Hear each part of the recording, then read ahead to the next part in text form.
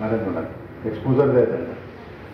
मग तिथे बाकीची प्रत्येक डिपार्टमेंट सांगतील, कळगुरुजी सांगतील, दीपकही सांगेल, माझ्या दवाखान्यात आले की मीही सांगेन. तर वेगवेगळे याचे तुम्हाला ते त्याच्या अजून डिटेलमध्ये येईल. विकास भाऊची भेट होईल. आलं का? ते मुलांना घेऊन या तुम्ही, आम्हाला आवडेल, या केव्हाही या. नमस्कार सर, मी सुद्धा याच शाळेची शिक्षिका आहे.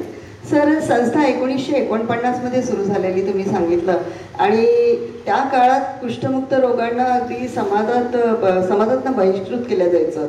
अशा काळात बाबांनी सेवा सुरू केलेली आणि लाखो लोकांना त्यांनी कुष्ठमुक्तही केलेलं आहे.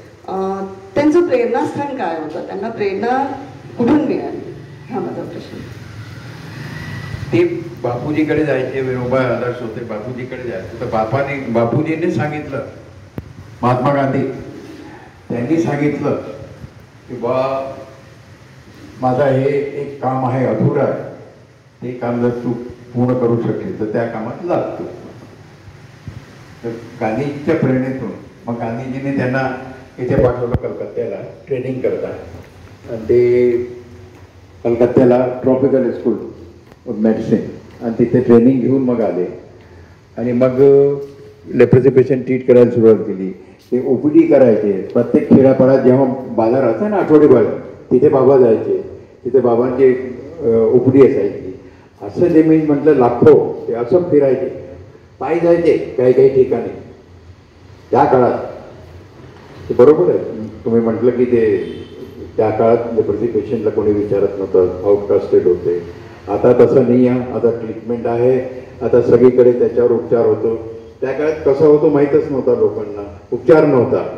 तर ते एकदम भयंकर बिमारी म्हणून त्याला महारोग नाव दिलं. आता महारोग नाही आहे, आता महारोग शिवी आहे, त्याला कुष्ठरोग म्हणतात. हा लक्षात. तर ते सर्व बाबांनी केलं त्या काळात, खरोखर केलं. विल पॉवरमुळे, त्यांची विल पॉवर जबरदस्त होती.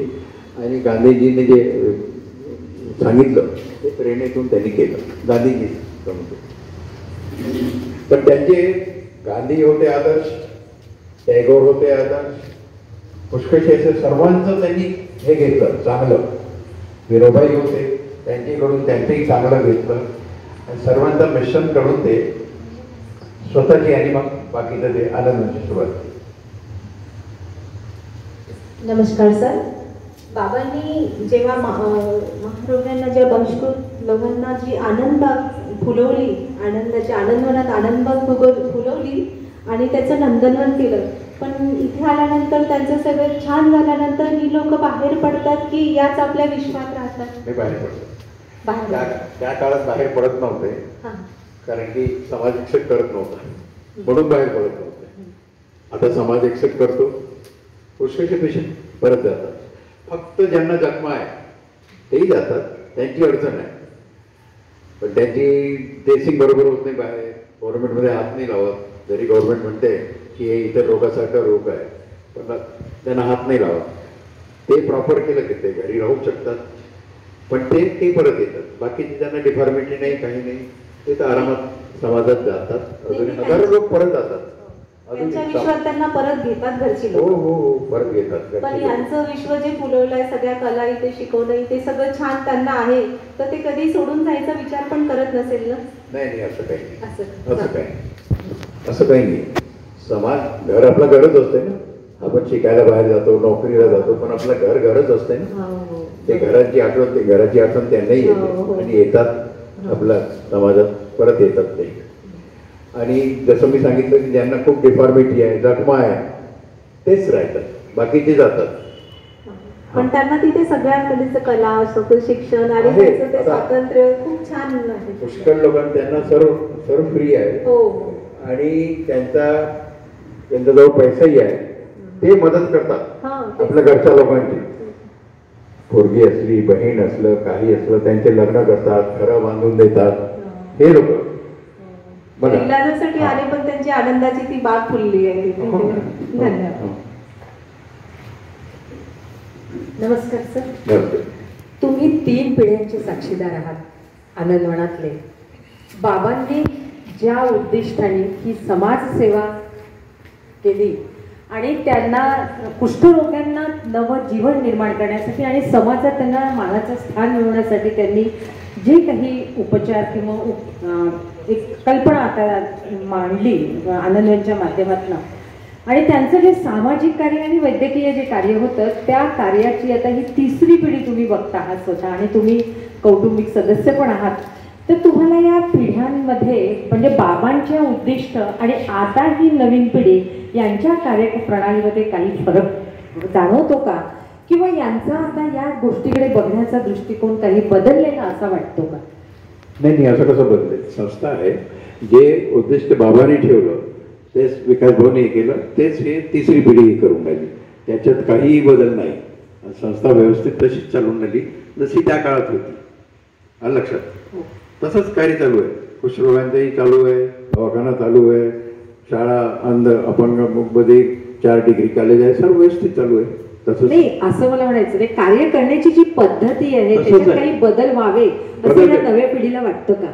बदल काय? आता तुम्ही म्हणाल की बाबांच्या काळात टाईपरायटर नव्हता, हाताने लिहायचे, मग टाईपरायटर आला विकास भाऊच्या काळात. आता कम्प्युटर आहे, सर्व कम्प्युटरनी करतात. तुम्ही म्हणाल की बाबा हाताने लिहायचे, हे कम्प्युटरनी करतात. तर जसं काळ बदलतो तर काळाप्रमाणे तुम्हाला बदलावं लागते. कम्प्युटराईज पूर्ण झालेलं आहे व्यवस्थित, पण उद्देश तोच आहे जो बाबांचा होता. ज्या ध्येयाने बाबांनी सुरुवात केली ते तसं तोच ध्येय चालू आहे आणि त्याच उद्देशाने ते काम करून राहिले, त्याच याच्यावर काम करून राहिले. ते वेगळं असं काही नाही.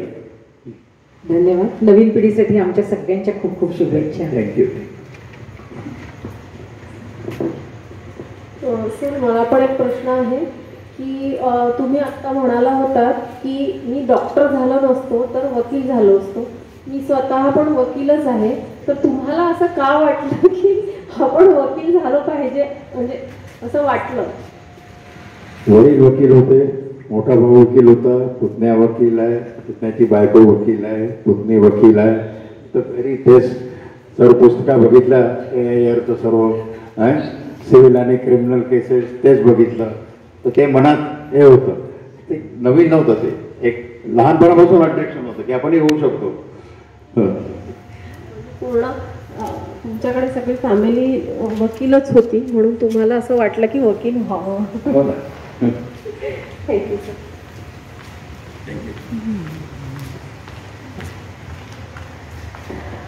प्रश्नोत्तराचे हे सत्र थांबूच नये असं वाटत होतं. म्हणजे खूप प्रत्येकाच्या मनात काही ना काही प्रश्न होतेच.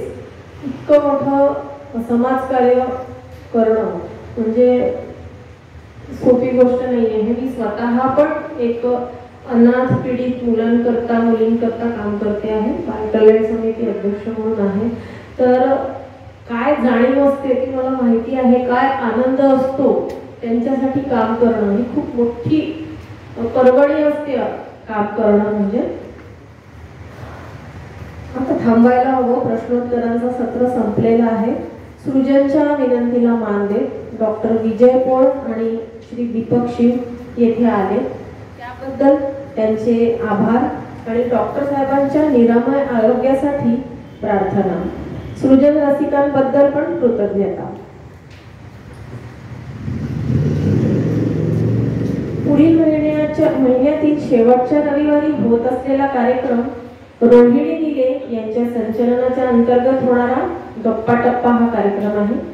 नो अतिथी सारे अतिथी अशी संकल्पना घेत वर्षाच्या शेवटचा म्हणजे डिसेंबरचा कार्यक्रम मायबाप रसिकांना समर्पित असतो. या कार्यक्रमात कोणीही आपली कला सादर करू शकतो, गप्पा मारू शकतो.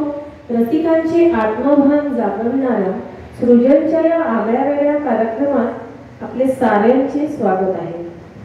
सृजनच्या डिसेंबरमधील सलग 188व्या कार्यक्रमानंतर नवीन वर्षात सृजनचा 17व्या वर्षाचा प्रवास सुरू होईल, जो सृजनला 200व्या कार्यक्रमाच्या माइलस्टोनकडे घेऊन जाईल. ही सारी निरपेक्ष वाटचाल आपणा साऱ्यांना समर्पित करीत मी क्षमा आपला निरोप घेते. धन्यवाद. शुभरात्री.